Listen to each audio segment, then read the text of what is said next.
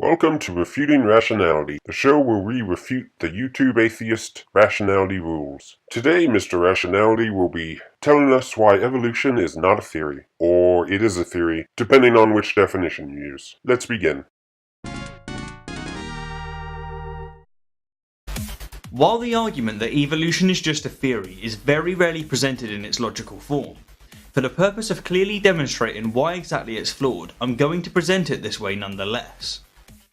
A theory is, by definition, an idea used to account for a situation or justify a course of action. Evolution is a theory. Therefore, evolution is just an idea used to account for a situation or justify a course of action. Or to present this argument in its conversational form, and let's face it, the form you're far more likely to encounter, a creationist might say, evolution has never been proven to be true. If it had, it would be called the fact of evolution, or the law of evolution, but instead it's just called the theory of evolution. It's an unproven assumption. First, right off the bat, I have to take issue with that definition. I have to wonder where he's getting that definition. The definition I have says, a set of statements or principles devised to explain a group of facts or phenomena, especially one that has been repeatedly tested or is widely accepted. It says nothing about justifying a course of action. Second problem is that is not the definition a creationist would use in this argument. The first premise in that argument he gives should say a theory is an abstract reasoning, speculation, an assumption or conjecture. Those are actually two definitions, but you get the point. In fairness to his second most likely to be heard argument, that is indeed what people could expect. I myself have used something similar in my younger days. It's just an argument about semantics. It doesn't really prove anything. So I will agree that that is a bad argument. But oh, his reasoning for why it's bad is so terrible. Let's get to it. So why exactly is this argument flawed? Well, to put it as simply as possible, I'm going to show you Hemant Mehta, otherwise known as the Friendly Atheist, responding to the question, isn't evolution just a theory? No, it's not just a theory. The only people who ever say this are people who don't really understand what a scientific theory means. And that, folks, really is what this argument comes down to. A misunderstanding or a complete ignorance of what a scientific theory is. That's why this argument is flawed. Hence, the first major flaw with the argument that evolution is just a theory is that it commits, and that it pretty much entirely is, a huge equivocation fallacy. An equivocation fallacy is the misleading use of a word or a term with more than one meaning, by glossing over which meaning is intended at a particular time. And in this case, the equivocation fallacy occurs in the word theory. The argument uses one definition of the word theory during its first and third premises, that being an idea used to account for a situation or justify a course of action. But it uses another definition of the word theory during its second premise, that being a well-substantiated explanation of some aspect of the natural world that is acquired through the scientific method and repeatedly tested and confirmed, preferably using a written, predefined protocol of observations and experiments. And because it switches between these two definitions to attain its conclusion, it's not a coherent argument.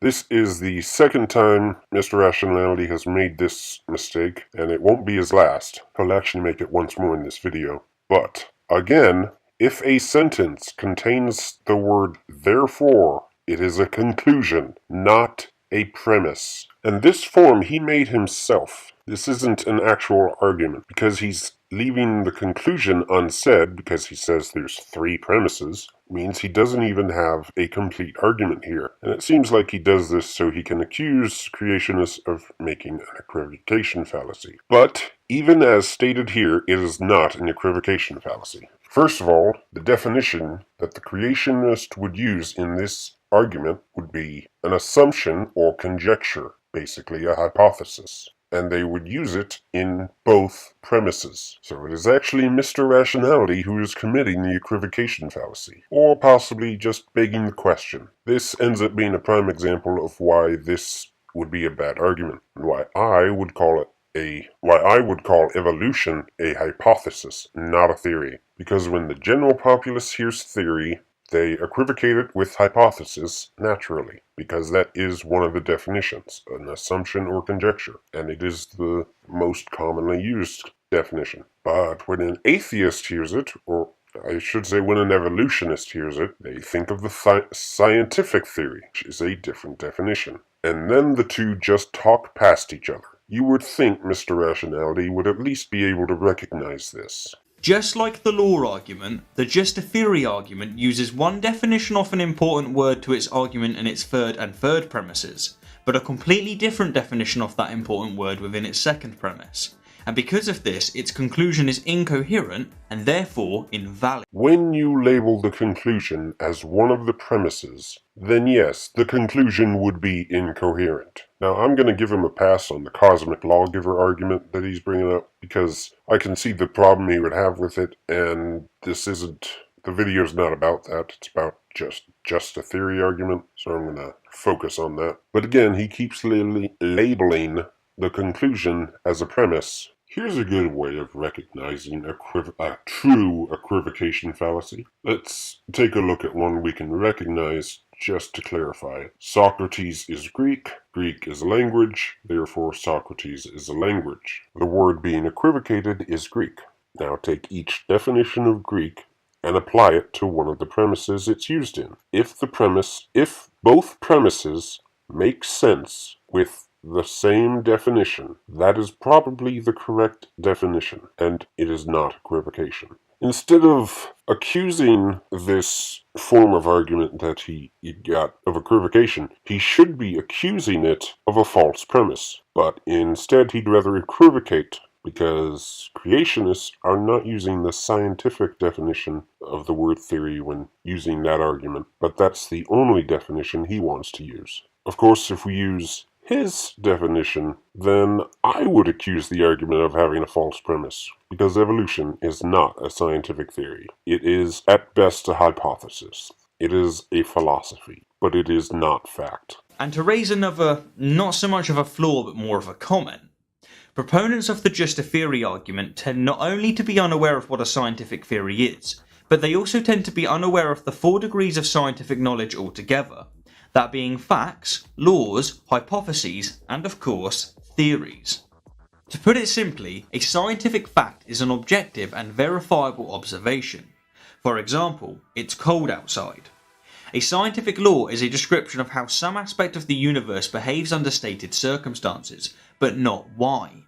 For example, Newton's law of universal gravitation. A scientific hypothesis is, for all intent and purposes, an educated guess. It's very similar to the everyday layman definition of the word theory. For example, eating vegetables causes weight loss because they're low in calories and high in fibre. And a scientific theory is a rigorously tested and confirmed hypothesis that accounts for all related facts and laws and has been proven to accurately predict future findings and phenomenon. Or, as Matt Dillahunty puts it, a theory is the highest possible achievement of science. Hence, calling evolution a theory, which it is actually a tremendous compliment. Which is why I never call evolution a theory. It is an unprovable assumption, a fantasy, and it makes knowledge impossible, which further disproves it. And you notice how when he brought up the definition of hypothesis, he recognized that there is a layman use of theory, which means hypothesis. But of course it never comes into his mind, or at least he doesn't say it does, that creationists are only using that definition and not equivocating. The last small point I want to make on this matter is that evolution is technically both a fact and a theory. It's an uncontroversial fact that organisms have changed or evolved during the history of life on Earth, and the theory as to why these organisms have changed or evolved is called natural selection. Just as gravity is a fact, so is evolution, and just as general relativity is a scientific theory, so is natural selection.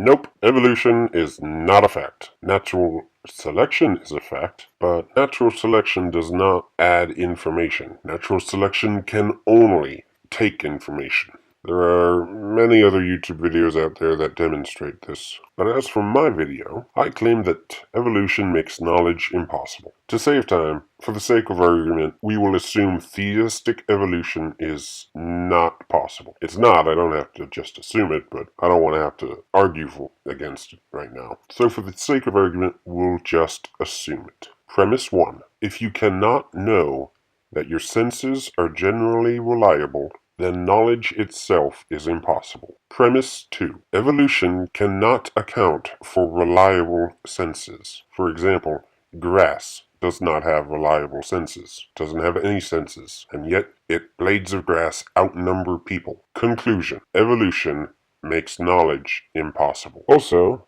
I almost forgot to mention that evolution is indeed controversial. Mr. Rationality claims it is uncontroversial. But if that were so, he would not be making this video. This video proves that it is controversial. It is a controversial hypothesis.